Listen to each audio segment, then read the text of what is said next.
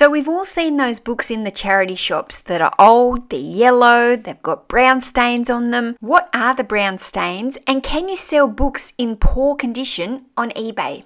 So those ugly stains that you see on books is actually called foxing. So what even is foxing? Well, foxing is the yellow, the reddish-brown stains that grow on the paper, and it indicates that the books have been improperly stored or shelved, probably in an area that was damp or humid with poor air circulation. Now, foxing doesn't just happen to old books. It happens due to the outside influences, such as bacteria, acid, moisture, humidity, dirt. It feeds on the paper from things like finger marks, food stains, squashed insects, and more. As resellers, it's important to keep your books in an area that is as dry as possible and out of direct sunlight.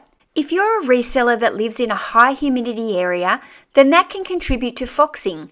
Things in your home that would also encourage foxing to grow on book pages are things like storing your books in your home garage, where you may also run a clothes dryer. Constant changing of temperature in the room, such as heaters and air conditioners. Storage areas for books should be cool, dry, dark, clean, and well ventilated. This environment will reduce the chemical action in the paper material, which will also reduce the risk of mold growth. Also, you must always keep your books away from sunlight and window light, as this will make your book pages yellow. If you live in a very humid state, you may even like to purchase moisture observers to help reduce any dampness in your rooms. Now, foxing doesn't actually affect the paper as such. The books are still usable, it's just a cosmetic problem, and it's best left untreated by resellers. Don't try and clean it yourself. If a book collector is wanting to purchase a book from you, then let them hire an expert to treat the book if they require it.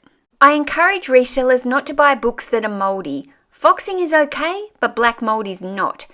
Mold spores can be inhaled and are very harmful to the human body. Beware of books that are also containing a lot of dust, as this can encourage asthma and have negative health effects.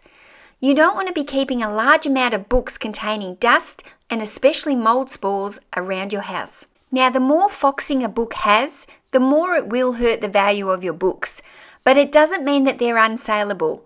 More often than not, vintage books will contain foxing, but vintage books are still highly sought after and can sell for a lot of money.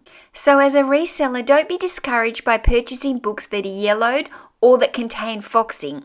They still can sell, but you do need to plan to store them correctly, because remember, the condition that you list them in must be the same condition that you sell them in.